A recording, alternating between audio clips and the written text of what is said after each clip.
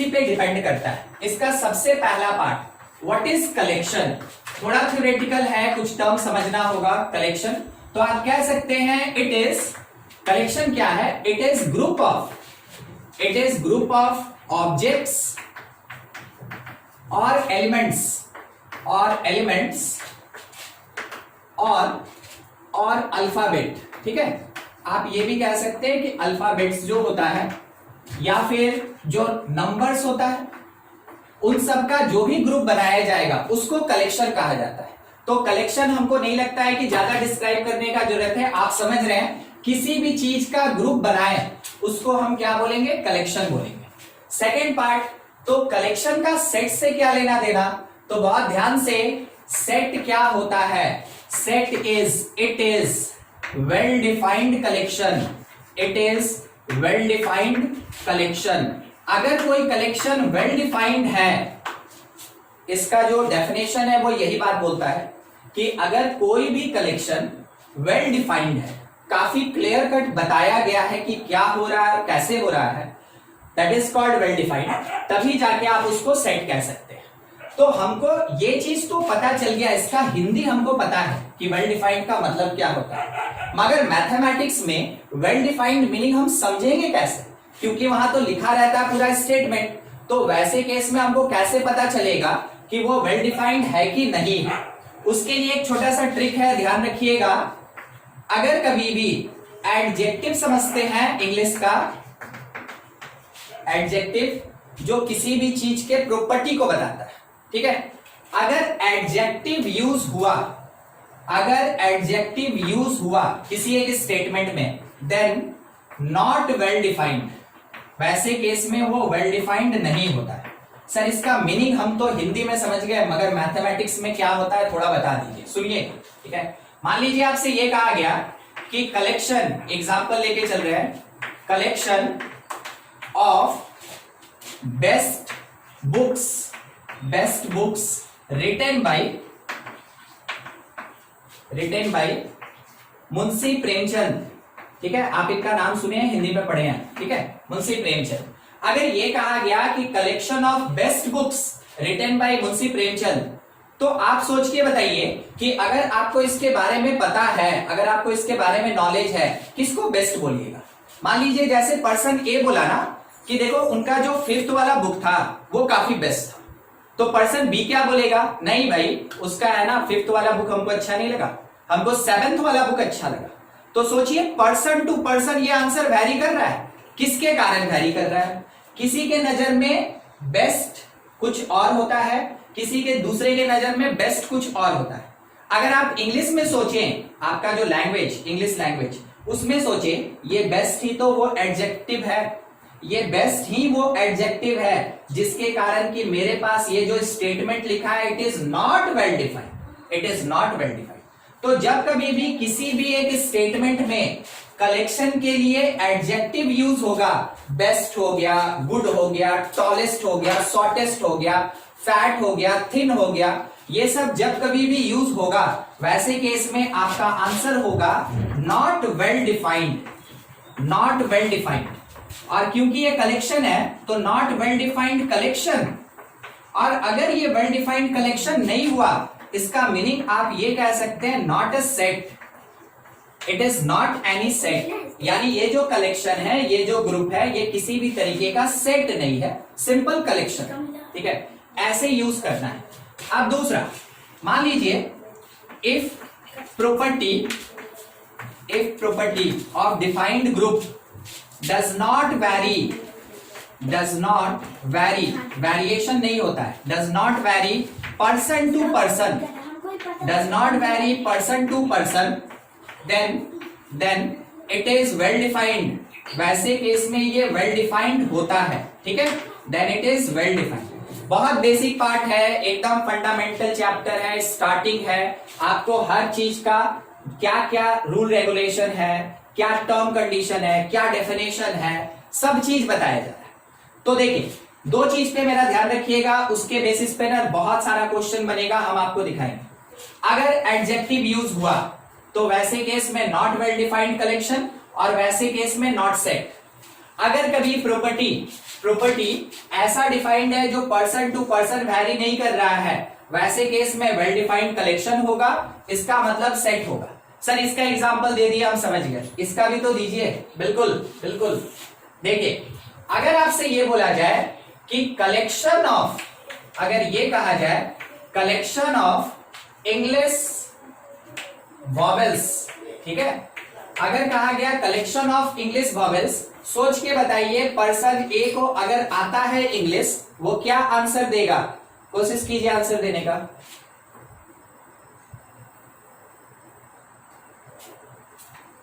Put your mic on and answer this question.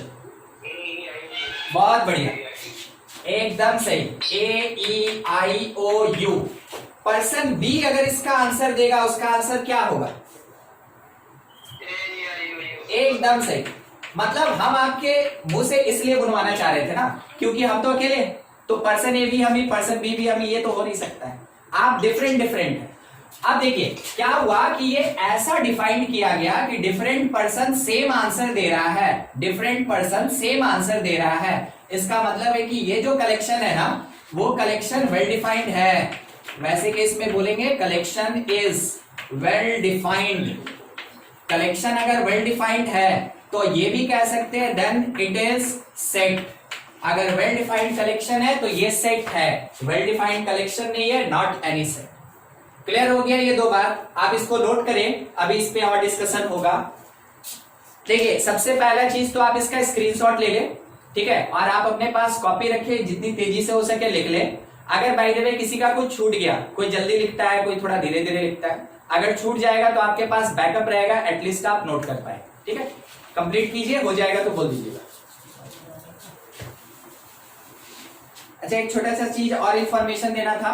देखिए जो भी क्लासेस होता है ना, ये रिकॉर्डिंग भी होता है, तो आप लोग श्रीवास्तव क्लासेस का मोबाइल ऐप डाउनलोड कर लीजिएगा। उस मोबाइल ऐप में आपको ये रिकॉर्डेड वीडियो भी भेजा जाएगा। जो भी क्लास होता है ना, सब रिकॉर्ड होता है, फिजिक्स केमिस्ट्री मैथ बायो जो भी क्लास है सब रिकॉर्ड होता है और उसमें डाला जाता है, ताकि अगर किसी का छूट जाए तो वो कम से कम वहां से है ना बैकअप ले ले। अगर किसी को रिवाइज करना है तो वो वहां से देख के रिवाइज भी कर सकता है, और उसी पे आपका असाइनमेंट और डीपीपी भी जाएगा। ठीक है, वहां से आप क्वेश्चंस बना सकते हैं। चलिए थोड़ा आगे बढ़ा जाए, आपको आंसर देना, ठीक है, ध्यान दीजिएगा। फर्स्ट क्वेश्चन क्या है? कलेक्शन ऑफ, आपको केवल ये बताना है कि सेट है कि नहीं है। Collection of tall boys in classroom, बोलिए वेदर इट इज सेट और नॉट। नहीं, ये सेट नहीं, टॉल, ठीक है, बहुत बढ़िया। Not any set, it is not any set, ये सेट नहीं है। उसके पीछे कारण कौन है? ये एडजेक्टिव।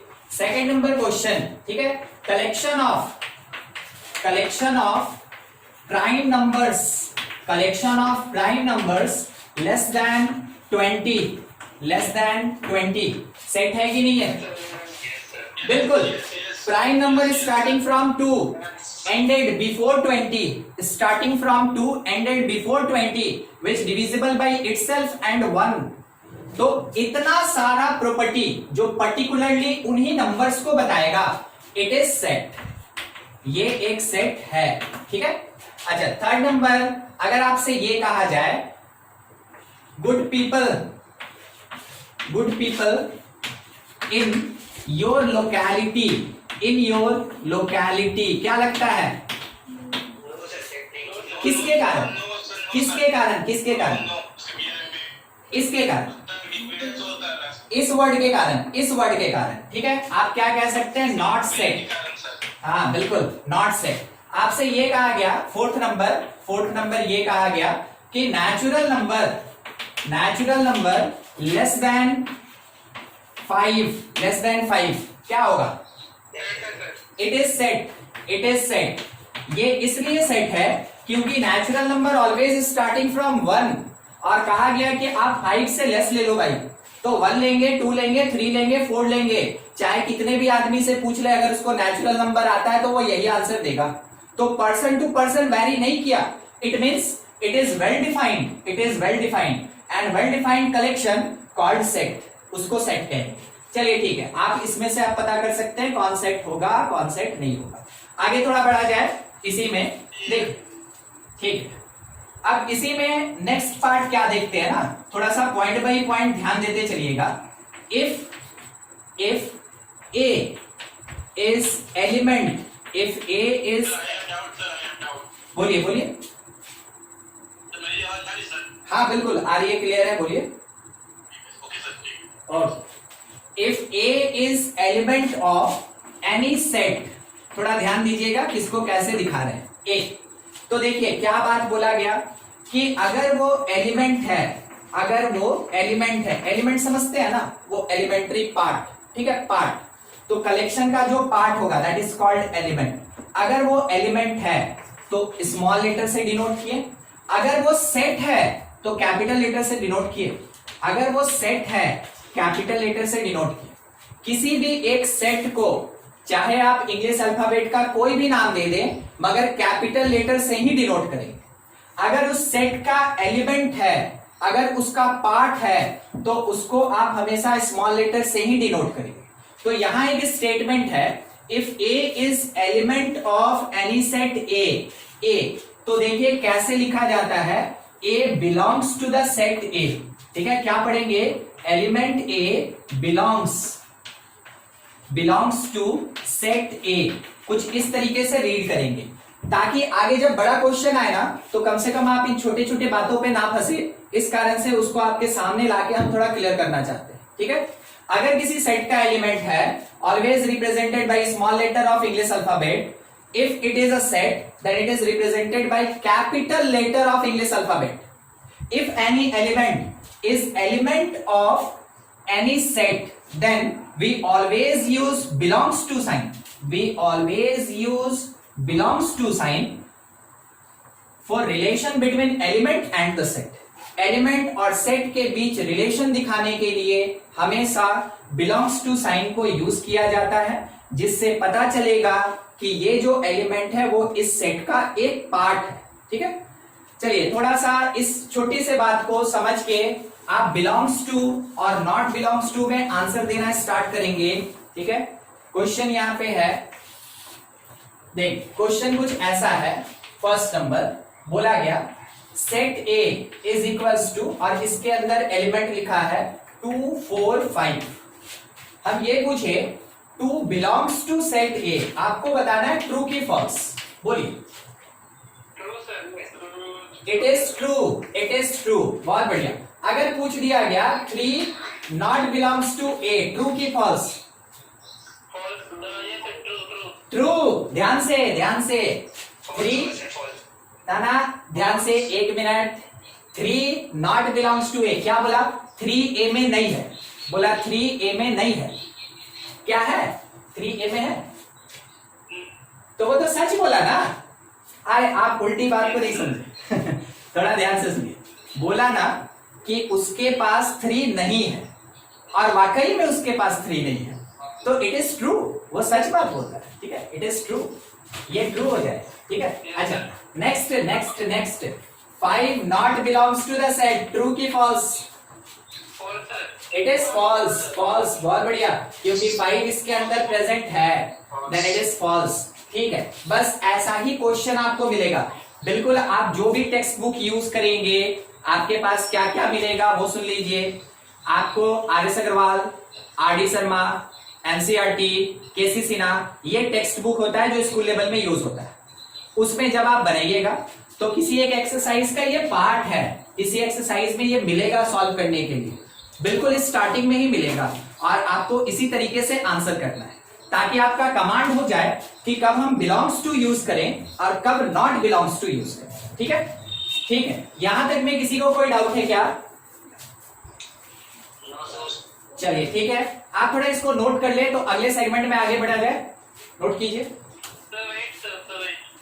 हाँ ठीक है, वो इसके रिप्रेजेंटेशन से related, representation of set, set को हम लोग रिप्रेजेंट कैसे करते हैं तो ध्यान रखेंगे, इसका 2 मेथड होता है। एक को कहा जाता है सेट बिल्डर फॉर्म, एक को कहा जाता है सेट बिल्डर फॉर्म, और दूसरा जो होता है उसको कहते हैं रोस्टर फॉर्म, रोस्टर फॉर्म। इसी का ठीक है, रोस्टर फॉर्म का ही एक पार्ट है, ठीक। उसको देखिए, ध्यान से देखेंगे कि ये होता क्या है, कैसा होता है, यहीं पे छोटा सा डिफाइन कर रहा है। ज्यादा लंबा मैथमेटिक्स में डेफिनेशन लिखने तो आता नहीं है, आपको केवल समझाया जा रहा है कि हाँ क्या होता है, कैसे होता है। तो रोस्टर फॉर्म जो है, इट कंटेन इंडिविजुअल एलिमेंट्स, ये इंडिविजुअल एलिमेंट्स कंटेन करेगा, वो रोस्टर फॉर्म होगा। और दूसरी बात क्या है इससे रिलेटेड, दूसरी बात ये है, it always written in curly braces, ठीक है, जिसको कहते हैं ना कि वो मीडियम वाला ब्रैकेट होगा, कर्ली ब्रेस कुछ इस तरीके का, इसके अंदर हमेशा सेट को लिखा जाता है रोस्टर फॉर्म में। दूसरा, सेट बिल्डर फॉर्म तब कौन है, सेट बिल्डर फॉर्म के बारे में देखेंगे कि सबसे पहला चीज, इट कंटेन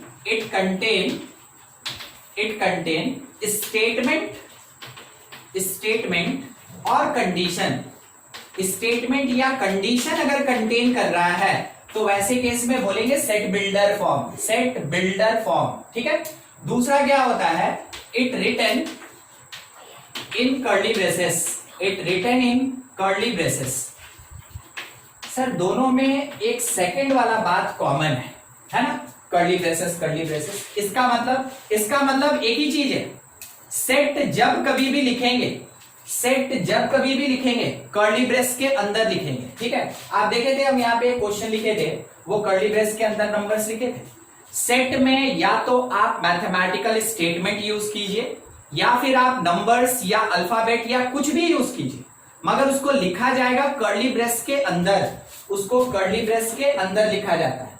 दोनों चीज आपको बिल्कुल पूरे एक्सप्लेन तरीके से बताया जाएगा। अभी एक छोटा सा condition, when set called set builder, whenever it contain mathematical statement or mathematical condition, then it is called set builder form of the given set, ठीक है। दूसरी बात, सेट को कब हम रोस्टर फॉर्म बोलेंगे, अगर किसी एक सेट का इंडिविजुअल एलिमेंट्स लिखा हुआ है तो वैसे केस में हम लोग बोलेंगे कि वो रोस्टर फॉर्म है उस सेट का। तो मेरे पास दो नाम आया सेट से related, set builder and roster. Roster means ध्यान देने वाला चीज, इंडिविजुअल एलिमेंट।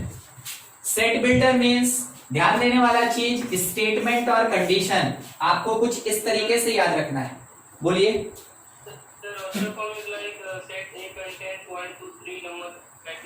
बिल्कुल एग्जाम्पल में वही आएगा। अभी हम लोग क्या करेंगे ना कि अभी जस्ट स्टेटमेंट समझ रहे हैं, बिल्कुल अभी एग्जाम्पल आएगा। एकदम आपका कहना सही है, थोड़ा देखा जाए, डील कर लें रोस्टर फॉर्म, ठीक है।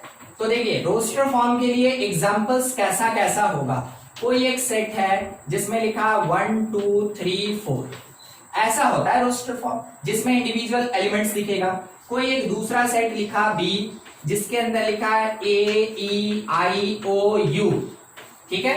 तो देखिए इंडिविजुअल एलिमेंट्स दिख रहा है इसमें आपको, इंडिविजुअल एलिमेंट्स दिख रहा है इसमें आपको। It is called roster form of set A and set B, ठीक है।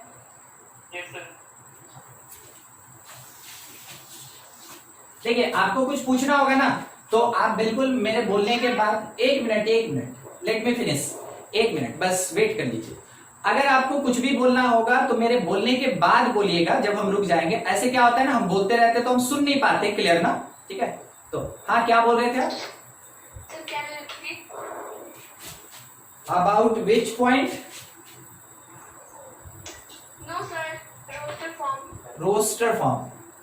रोस्टर फॉर्म डेफिनेशन तो देखे थे आप? ठीक है। रोस्टर फॉर्म का सेट को रोस्टर फॉर्म में रिप्रेजेंट करने का मीनिंग क्या हुआ कि अगर हम लोग कर्ली ब्रेस के अंदर अगर एलिमेंट को इंडिविजुअली रिप्रेजेंट करते हैं, लाइक 1 2 3 4 ऐसे इंडिविजुअली रिप्रेजेंट करेंगे, then it is called roster form. दूसरे में अगर AEIOU है तो यहां कोई कंडीशन नहीं है, कोई स्टेटमेंट नहीं है, it is called roster form, ठीक है। अब देखिए दूसरा, इसी चीज से रिलेट करके, ठीक है, बहुत ध्यान से, set builder set builder form. देखिए ये जो मेरे पास सेट ए और सेट बी लिखा है ना, इसका आप देख लिए रोस्टर फॉर्म कैसा होता है। अब हम आपको बताने जा रहे हैं उसी का सेट बिल्डर फॉर्म, ठीक है। तो सेट ए देखिए किस तरीके से लिखेंगे। यहां पे मेरे पास 4 नंबर है, इसको लिखने का तरीका डिफरेंट हो सकता है, बिल्कुल हो सकता है। अगर हम इसको जाएं तो देखिए कैसे लिख रहे हैं, ध्यान से। x such that, पूरा डिस्क्राइब करेंगे, बस देख लीजिए। x such that x belongs to natural number, x is less than 5। देखिए क्या बोला गया, कैसे बोला गया। x is general element of set A, x is general element of set A, इसका मीनिंग यही हुआ। अब x है कौन, तो x एक नेचुरल नंबर है। x कितना होगा, 5 से लेस होगा। Natural number always starting from 1, उसके बाद 2, उसके बाद 3, फिर कौन 4। क्या 5 लिखें, हाँ कि ना, क्या 5 लिख सकते हैं? नहीं, क्योंकि यहां बोला 5 से लेस हो, 5 से लेस हो, तो 5 से लेस नेचुरल नंबर 4 पे एंड हो जाएगा, 4 पे एंड हो जाएगा। ये हो गया मेरा। अब देखिए एक बार ध्यान से, अगर इस कंडीशन के अकॉर्डिंग एलिमेंट लिखे देन इट इज 1 2 3 4। क्या आप यहां देख पा रहे हैं, वही चीज लिखा हुआ है 1 2 3 4, ठीक है। तो इसी सेट का ये रोस्टर फॉर्म हुआ और इसी सेट का ये सेट बिल्डर फॉर्म हुआ। सर क्या दूसरे तरीके से भी रिप्रेजेंट कर सकते हैं? बिल्कुल। देखिए कैसे इसको रिप्रेजेंट कर सकते हैं, दूसरे तरीके से, सेट बिल्डर में ही, सेट बिल्डर में ही इसी को। A is set of natural number, set of natural number less than 5, less than 5। तो सर इसका और इसका क्या अलग अलग मीनिंग है? नहीं, तो फिर ऐसे क्यों लिखे, ऐसे क्यों लिखे? यहां पे हम आपको बताएं मैथमेटिकल कंडीशन, ध्यान रखिएगा, एक मिनट। ऊपर में आपको बताया गया मैथमेटिकल कंडीशन और नीचे में आपको बताया गया स्टेटमेंट। दोनों सेट बिल्डर को ही रिप्रेजेंट करता है और दोनों का मीनिंग सेम है। क्या पूछ रहे थे, बोलिए। पूछ रहे था, बोला था कि फर्स्ट वाला जो लिखा उसमें टाइम कंज्यूम होगा और इसमें मतलब टाइम बचेगा और इसमें टाइम कंज्यूम होगा। एकदम ठीक है, ठीक है, आपका सजेशन सही है, एकदम ठीक, वही बात बोल रहे थे ना। चलिए ठीक, हम आपको देखिए क्या होगा कि यहाँ पे जो भी क्वेश्चन डील किया जाएगा ना, वो इस सेंस में किया जाएगा कि आपको एग्जामिनेशन में या आपके बुक में क्वेश्चन कैसे मिलता है। तो एग्जामिनेशन और आपके बुक में भी कुछ क्वेश्चंस इस तरीके से लिखा होगा, तो उसका मीनिंग आपको आना चाहिए कि क्या होता है, कैसे होता है। और कभी कभार आपको ऐसे भी क्वेश्चंस मिलेगा, तो दोनों फॉर्म आना चाहिए। क्या सर हम एक ही याद रखें? नहीं, आपको दोनों बता रहे हैं, आप दोनों याद रखिए। क्यों, क्या सिग्निफिकेंस? क्वेश्चन, किसी एक क्वेश्चन में मैथमेटिकल कंडीशन दिया रहेगा और बोलेगा रोस्टर फॉर्म लिखो, किसी दूसरे क्वेश्चन में स्टेटमेंट लिखा रहेगा, बोलेगा रोस्टर फॉर्म लिखो। अगर दोनों में से किसी एक में भी मिस कर गए, आपका एक क्वेश्चन छूट जाएगा। इस कारण से आपको दोनों आना चाहिए। और कहीं कोई कंफ्यूजन तो जरूर मेरे से बात करें, हमसे पूछे सर वो नहीं आया, ऐसा वैसा कुछ भी। बी देखा जाए, बी क्या कह रहा है ना, AEIOU, इसका बस एक ही चीज बनता है, लिखने का तरीका केवल 2 होगा। एक ही चीज बनता है, लिखने का तरीका 2 होगा। देखिए कैसे कैसे लिखेंगे। सबसे पहला कर्ली ब्रेस के अंदर x such that x is English vowel, x is English vowel, इसको एक कंडीशन बना दिया गया। क्या दूसरा कोई तरीका? बिल्कुल, स्टेटमेंट में without any curly brace, statement में it is set of English vowels, it is set of English vowels. तो सर इंग्लिश वॉवेल अगर बोले तो क्या हमको ऑर्डर मेंटेन करना जरूरी है? मीनिंग क्या सर हमको हमेशा AEIOU रखना है? नहीं, ग्रुप जब बनता है, कलेक्शन जब होता है, रैंडम तरीके से सिलेक्शन होता है। इसका मीनिंग नहीं समझे, रैंडम तरीके से आप कहना क्या चाहते हैं? हम ये बोल रहे हैं ना कि बी एक सेट है, जैसा यहां लिखा है, बिल्कुल देख लीजिए।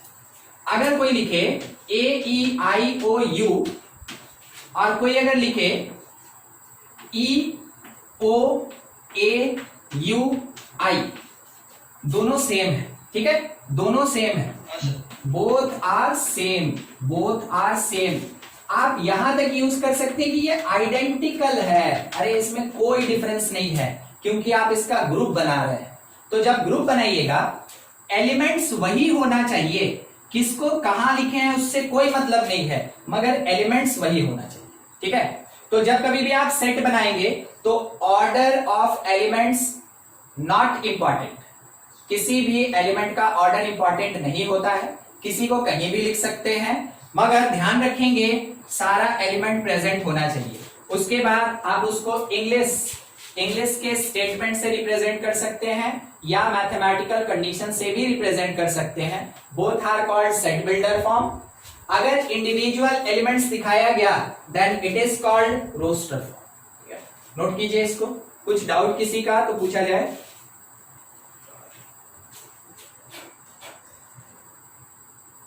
जिसमें सेट बिल्डर फॉर्म में दिया रोस्टर में कन्वर्ट करना। ठीक है, क्वेश्चन क्या है, convert in roster form, convert in roster form. बिल्कुल इस चीज को यूज करेंगे। फर्स्ट क्या लिखा, सेट ए, और इसके अंदर कंडीशन ये दिया हुआ है x such that x belongs to whole number and x less than equals to 5। ठीक है, दूसरा ये है a is equals to b, इस बार सेट b कहते हैं, और उसके लिए अपने पास सेट बिल्डर फॉर्म क्या दिया हुआ है, x such that x belongs to integer, और ये बोला गया x is greater than equal to 0 but less than equals to 7। Third एक क्वेश्चन ऐसा है सी, बिल्कुल आप बनाते चलें, पहला नोट करें, सॉल्व करना स्टार्ट कर दीजिए। हम तो डिस्क्राइब करेंगे मगर चाहते हैं कि आप बना लें। x सच दैट, ये कहा गया x belongs to natural number and x square minus 9 is equal to 0, ऐसा कुछ। ठीक है, ये अपने पास 3 क्वेश्चन जिसको कि सेट बिल्डर फॉर्म में प्रोवाइड किया गया और कहा जा रहा है कि इसका रोस्टर फॉर्म क्या होगा, लिख के बताओ। तो देखिए, बोला x belongs to whole number और x is less than equals to 5। Whole number always starting from 0, whole number always starting from 0 से स्टार्ट करेंगे। तो रोस्टर फॉर्म में स्टार्टिंग पॉइंट 0, 1, 2, 3, 4 बोल रहा है 5 से लेस और इक्वल दोनों होना चाहिए। ठीक है, तो 4 और 5 it is the roster form of set A, ये लिखा जाएगा। अच्छा, सेट बी के लिए इंटीजर है, एक बार आप ट्राई करें, जिसका आंसर आ जाएगा बताएंगे, सॉल्व कीजिए।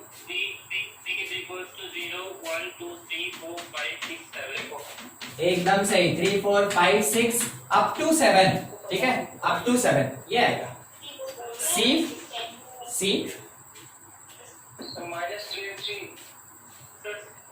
बोलिए बोलिए।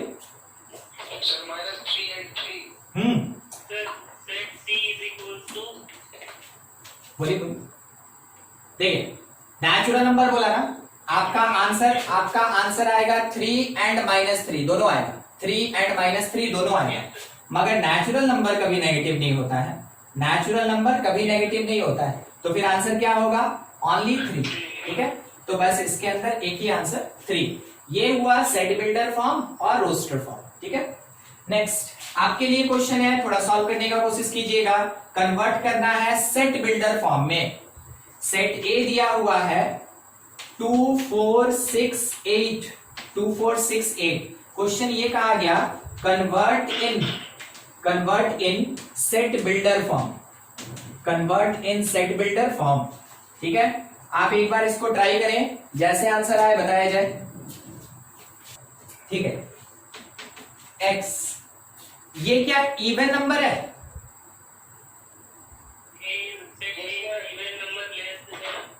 Less than equals to 8। ठीक है, अच्छा सोच के बताइएगा, क्या -2 इवन नंबर नहीं है?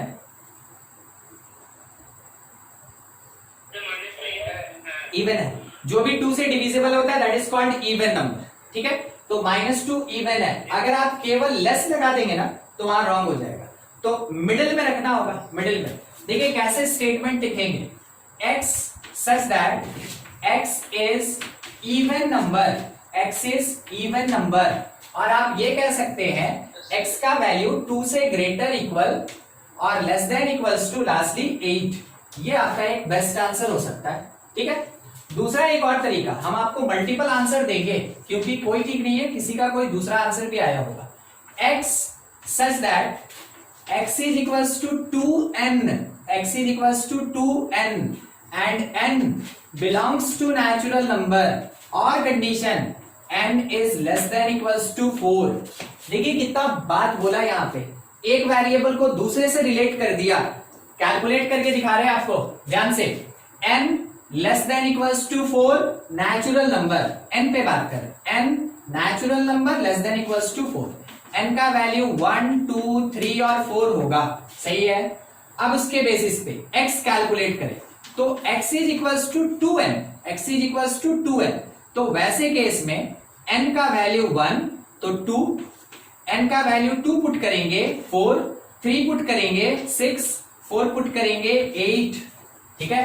तो देखिए फिर से आपको वही सब एलिमेंट मिला 2 4 6 8 जैसा कि मेरे क्वेश्चन में दिया गया था, ठीक है, जैसा यहाँ 2 4 6 8 दिया गया था, बिल्कुल इस तरीके से भी आप आंसर कर सकते हैं। इसके लिए ये भी करेक्ट है और ये भी करेक्ट है, ठीक है। अगर कोई स्टेटमेंट लिखा होगा वो भी करेक्ट होगा, वो भी दिखा रहे हैं हम आपको लिख के। हो सकता है किसी का आंसर ऐसा आया होगा, it is set of even numbers, set of even numbers between 0 and 10, ठीक है। 0 और 10 के बीच का जो भी इवन नंबर होता है उसका ये सेट है।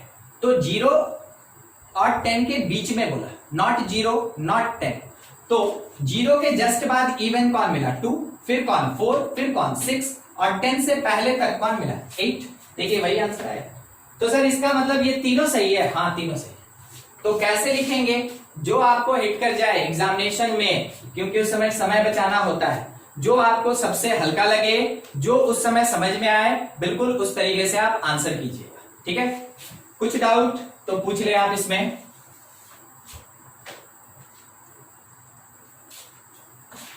नहीं है तो एक क्वेश्चन आपके लिए, set B x such that x is equals to 3n, n belongs to natural number and n less than equals to 2, less than equals to 2।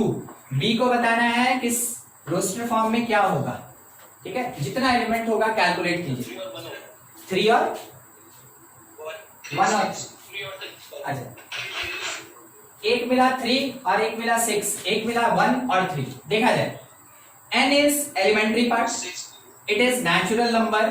Natural number में आप अडॉप्ट क्या कर सकते हैं कि n का वैल्यू 1 और 2 अडॉप्ट कर सकते हैं। क्लियर है इतना सबको, n 1 या 2 हो सकता है, ठीक है। जैसे n 1 और 2 हो गया, अब उसके बेसिस पे अगर आप इस प्लेस पे 1 पुट करेंगे ना, 1 1, तो x का वैल्यू 3 आएगा और एक्चुअल में b के अंदर x होगा, n का कोई मीनिंग नहीं, b के अंदर x होगा, तो लिखा जा सकता है 3 और दूसरा 2 पुट करके 6, सही। तो 3 और 6 इज करेक्ट आंसर, 3 एंड 6। एक बार फिर से कुछ बोल रहे हैं, अच्छा बोर्ड क्लियर नहीं आ रहा है क्या?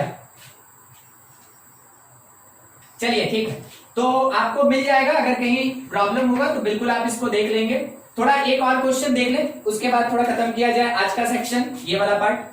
देखिए मान लीजिए सेट सी लिखा है, ठीक है, सेट सी, और ये क्या बोल रहा है, it is x is English alphabet, x is English alphabet preceded h।